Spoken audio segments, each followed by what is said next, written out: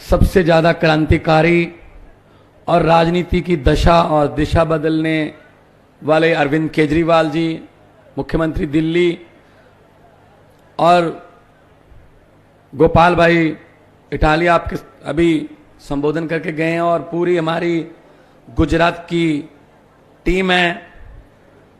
आपको सबको मेरी तरफ से, जितने भी आप कदम चल के आए हमारे सर माथे पर, सबको नमस्कार, सबको सत श्री अकाल, प्रणाम। आम आदमी पार्टी किन लोगों की पार्टी है, कौन से लोगों की पार्टी है, इसके लिए हमें कोई सबूत देने की जरूरत नहीं है। आप स्टेज पर देख लो, आप ही के घरों के बेटे बेटियां बैठे हैं, सिर्फ आप ही के। यही एमएलए बनेंगे, यही विधानसभा जाएंगे, यही लोकसभा जाएंगे, यही मंत्री बनेंगे। आम आदमी पार्टी का यही फर्क है, उधर बेटे बेटियां बनते हैं नेताओं के, हम आम लोगों के बेटे बेटियों को मौका देते हैं। मोरवा की धरती पवित्र धरती, पंचमहाल की धरती पवित्र धरती, यहां के लोग बहुत ईमानदार हैं, दिल के सच्चे लोग हैं। मुझे बताया गया, पहली बार मैं यहां पे आया हूं, और जब सच्चे लोग इकट्ठे हो जाएं एक जगह पे, जैसे अभी आप आए हो, तो फिर जीत सच्चाई की होती है, जीत जो है वो सच की होती है। सच थोड़ी देर के लिए दब जाता है, लेकिन सच मरता नहीं है, सच मरता नहीं है कभी। तो आप लोगों का इतनी बड़ी संख्या में यहां आना तो फिर बहुत ही जरूरी है। बीजेपी का घबराना, ये हमसे नहीं डरते, ये अरविंद केजरीवाल जी से नहीं डरते, हमसे नहीं डरते। हमारी क्या औकात है?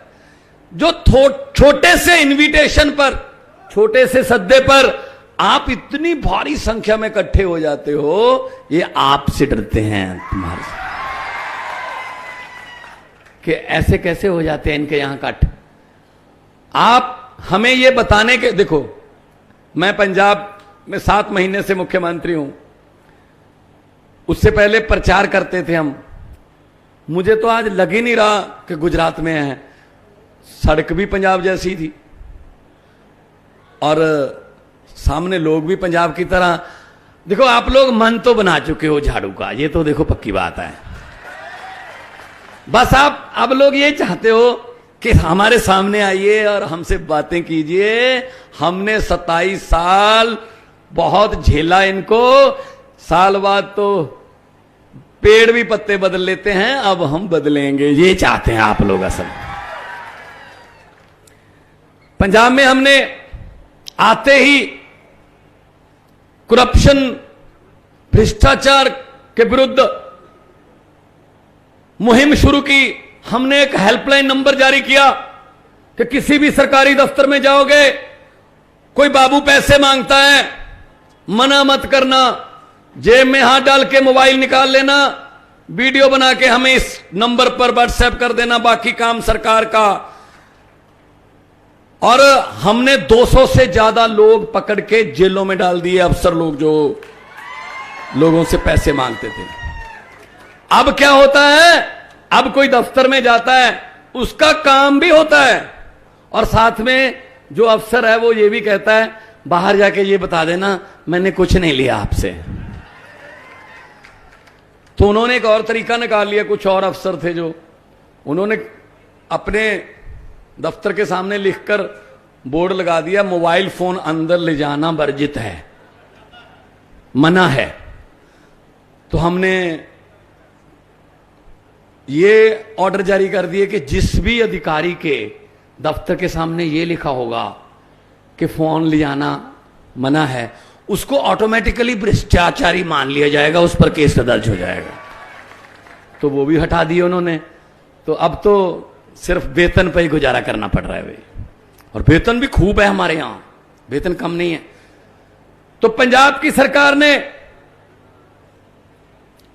जो विधायक होते थे पहले, कोई 5 बार जीता, कोई 6 बार जीता, बहुत 4-4 लाख 5-5 लाख वो पेंशन लेते थे, हमने आते ही सबकी पेंशन बंद कर दी। भाई लोगों का पैसा है, तुम पेंशन है इतनी 5-5 लाख रुपए की। तो बेरोजगारी, यहां भी बेरोजगारी है, वहां भी देश की समस्या है। हमने 20,000 से ज्यादा सरकारी नौकरियां, नियुक्ति पत्र दे दिए पंजाब में 7 महीने में। अभी हमने ओल्ड पेंशन स्कीम लागू की है, मुलाजिमों को बहुत फायदा मिलेगा उससे, ओल्ड पेंशन स्कीम से। उनको जो पेंशन मिलेगी वो पक्का है कि पेंशन मिलेगी। अदरवाइज क्या था, 2004 में न्यू पेंशन स्कीम लागू कर दी थी, पैसे आपसे ले लेते थे मुलाजिमों से और उसको कहीं बैंक में, कहीं किसी शेयर बाजार में वो उसको इन्वेस्ट कर देते थे और बाद में पता चलता कोई बैंक लूट के 10,000 करोड़ रुपए लेके भाग गया। तो हम कहते थे हमें क्या, हमारे थोड़ी लेके गया, बैंक को घाटा हुआ। नहीं, वो कहते हैं नहीं जी आपका पैसा लेके भाग गया इसलिए हमारे पास है नहीं। तो ये सर पे तलवार लटका दी थी। हमने ओल्ड पेंशन स्कीम लागू कर दी। हमने पंजाब में 5 फसलों पर एमएसपी दी है, गेहूं, चावल, मूंग दाल, नरमा, कपास। हमारे यहां पंजाब में बहुत जमीन बहुत उपजाऊ है, आने वाले दिनों में और फसलें भी इसमें ऐड करेंगे ताकि किसान को उसकी फसल का भाव मिले। और जैसे बोलते हैं ना कि मजदूर की मजदूरी पसीना सूखने से पहले मिलनी चाहिए। तो आप लोगों का नाम चल रहा है दुनिया में, हर दूसरी खबर सोशल मीडिया पे गुजरात की है कि जी बड़ा कमाल हो रहा है गुजरात में। तो वैसे मैं पंजाब से हूं, पंजाब वाले जल्दी जल्दी किसी को अपना रिकॉर्ड तोड़ने नहीं देते, लेकिन मैंने मुख्यमंत्री जी को और केजरीवाल जी को बोल दिया है कि इस मामले में हम छूट दे सकते हैं। इतनी सीटें आए गुजरात में, इतनी सीटें आए कि दिल्ली और पंजाब दोनों का रिकॉर्ड टूट जाना चाहिए। तो पता चले कि गुजराती लोग हैं वो रिकॉर्ड तोड़ते हैं। ये अपोजिशन वाले, कोई कहता है हमें ये बीजेपी की बी टीम है, कोई कहता है ये कांग्रेस की बी टीम है। भाई साहब हम किसी की बी टीम नहीं है, हम 6.25 करोड़ गुजरातियों की ए टीम है, लोगों की। हम 130 करोड़ भारतीयों की ए टीम है और बिल्कुल पारदर्शी सरकार चलती है। दिल्ली में देख लो, बिजली फ्री है, पंजाब में भी बिजली फ्री कर दी 1 जुलाई से। 1 जुलाई से हमने गारंटी ली थी इलेक्शन के समय कि हम 1 जुलाई से बिजली फ्री कर देंगे, हमने कर दी। 50 लाख घरों को जीरो बिल आया है जी, 50 लाख घरों को। यहां क्यों नहीं आ सकता? आ सकता है, नीयत चाहिए, बस नीयत चाहिए, नीयत। एक बार मौका दे दो। आम आदमी पार्टी वाले एक बार मौका मांगते हैं, बाद में लोग किसी और को मौका ही नहीं देते। चाहे बीजेपी से पूछ लो दिल्ली में, कांग्रेस से पूछ लो दिल्ली में, 0 एमएलए, कोई भी एमएलए नहीं है कांग्रेस का दिल्ली में। 15 में भी कोई नहीं था, 20 में भी कोई नहीं है, और जो हैं यहां पे मेरे ख्याल में 20-22 तो बीजेपी में चले गए कांग्रेस वाले। वो तो मैंने, एक लड़का मुझे मिला गुजरात से, मैंने कहा जी गुजरात वालों को क्या चाहिए? वो कहता जी मान साहब गुजरात वालों को परिवर्तन चाहिए, चेंज चाहिए। मैंने कहा चेंज कौन है? बोले जी चेंज है आम आदमी पार्टी। मैंने कहा कांग्रेस? कहता कांग्रेस चेंज नहीं है, कांग्रेस तो एक्सचेंज है बस। वो तो किसी के कम हो गए, 4 इधर ले जाओ, 5 इधर ले जाओ। वो तो दफ्तर खोल रखा है, बाहर लिख रखा है कि यहां लोगों द्वारा चुने हुए विधायक सस्ते रेटों पर बेचे जाते हैं।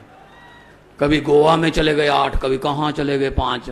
तो उनको कोई परवाह नहीं, कांग्रेस तो आ ही नहीं रही यहां पे, कांग्रेस तो आ ही नहीं रही इलेक्शन के लिए, कि उनको पता चल गया कि हमने लोगों का दिल तोड़ा है, कौन सा मुंह लेके जाएंगे।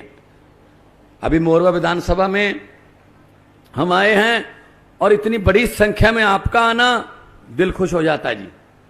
और पंजाब से बहुत से लोग यहां पे भी रहते हैं, गुजरात में काम भी करते हैं।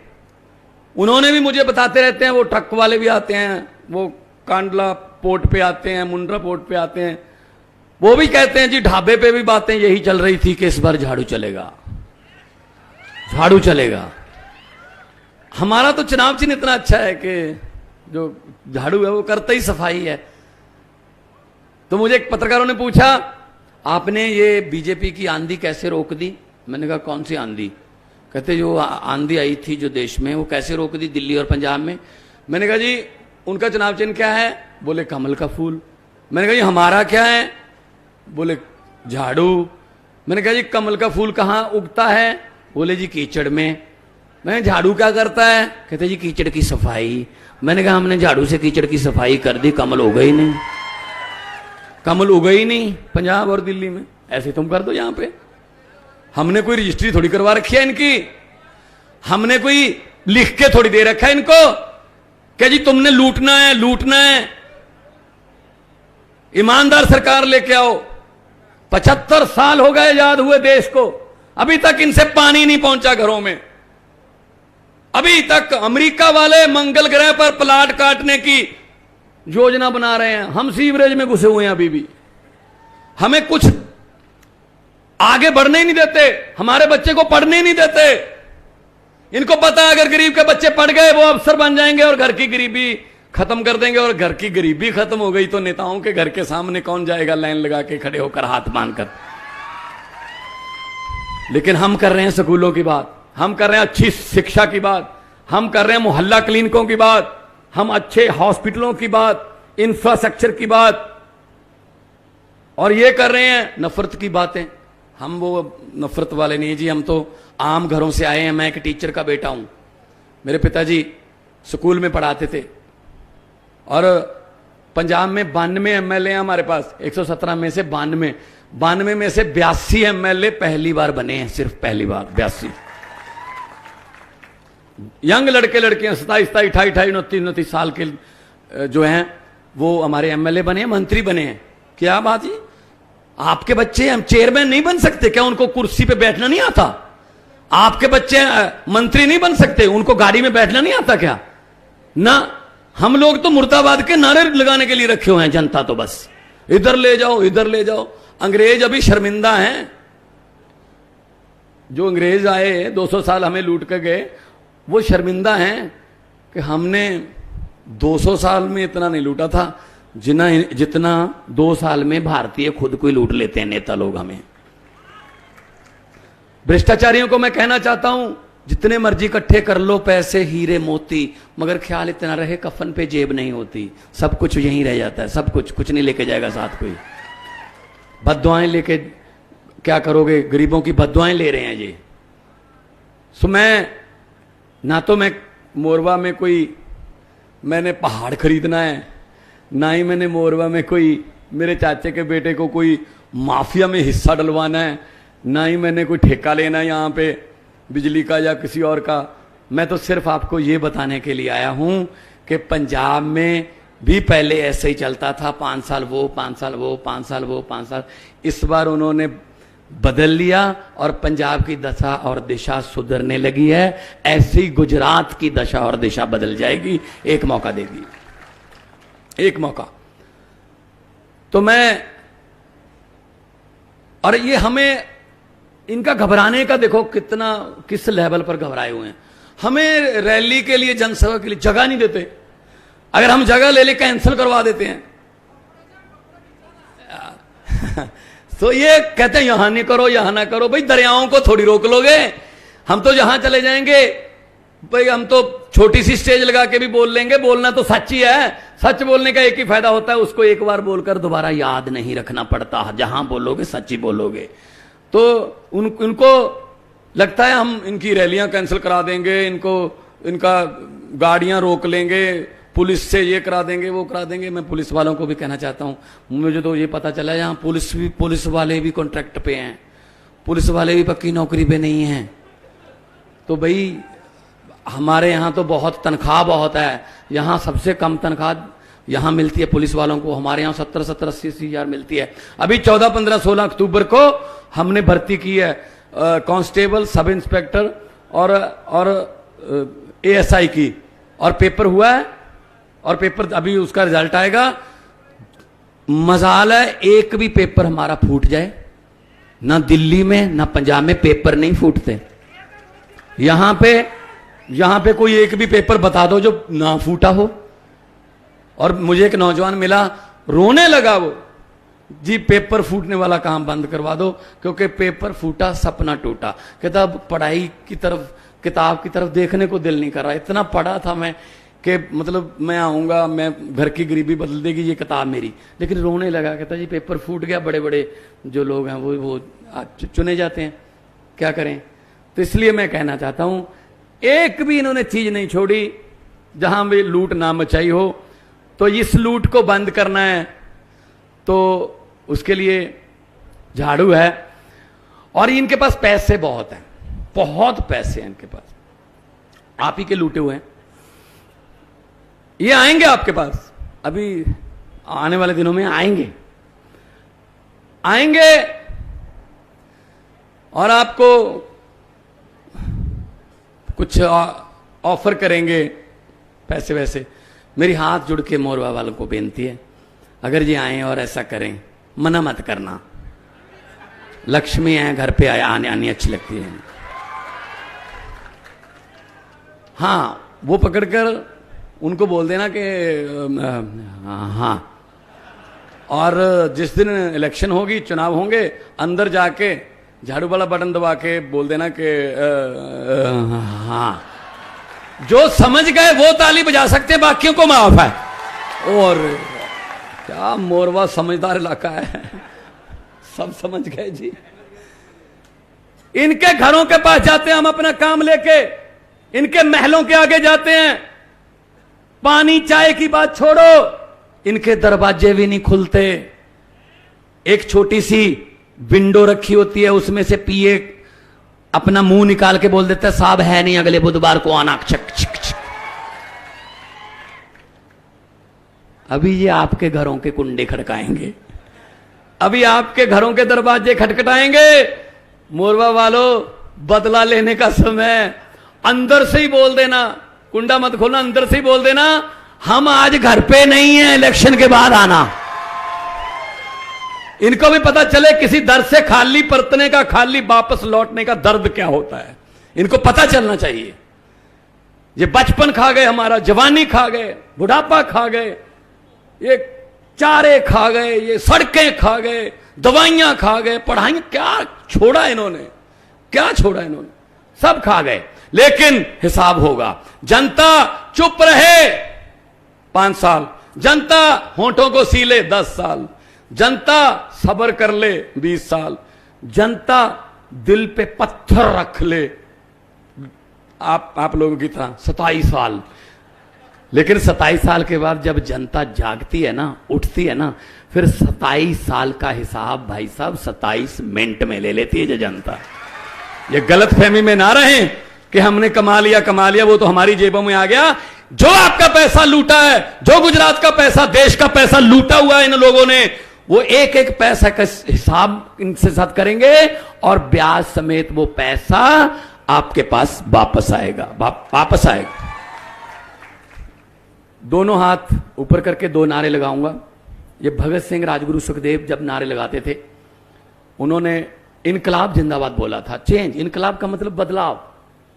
तो तब जब वो नारा लगाते थे तो अंग्रेज थर थर कांपते थे। तो इसीलिए मैं आपको कह रहा हूं आज उनकी भी आत्मा को सुकून मिल जाएगा, भगत सिंह, कि चलो हैं अभी जिन्होंने हमारा दिया इनकलाब वाला, बुझने नहीं दिया। तो दोनों हाथ ऊपर उठाकर ऐसा नारा लगाएं, ये बड़ोदरा तक आवाज जाए, ये गूंजे आसमां, और जो भ्रष्टाचारी बैठे हैं, या 2 4 तो 10 15 तो आए भी होंगे सुनने के लिए, उन्होंने अपने आकाओं को बताना भी है जी काम खराब है, इधर मत जाना, अब इधर तो लोग पलट गए हैं। तो थोड़ा उनको पता चलना चाहिए कि नारा दिल से लग रहा है। इनकलाब, इनकलाब, वंदे, जय जवान, बोले सो निहाल। बहुत बहुत धन्यवाद, आपने मुझे इतना प्यार से सुना और इतना संयम से सुना। तंदुरुस्त रहिए, खुश रहिए, तरक्की करें। बहुत बहुत हर तरह की खबर सब तो पहला वेखण लई सबसक्राइब करो चैनल काशी टीवी। हर अपडेट का संकेत मिलता रहे, दबाओ बैल आइकन अते लाइक करो फेसबुक पेज काशी टीवी।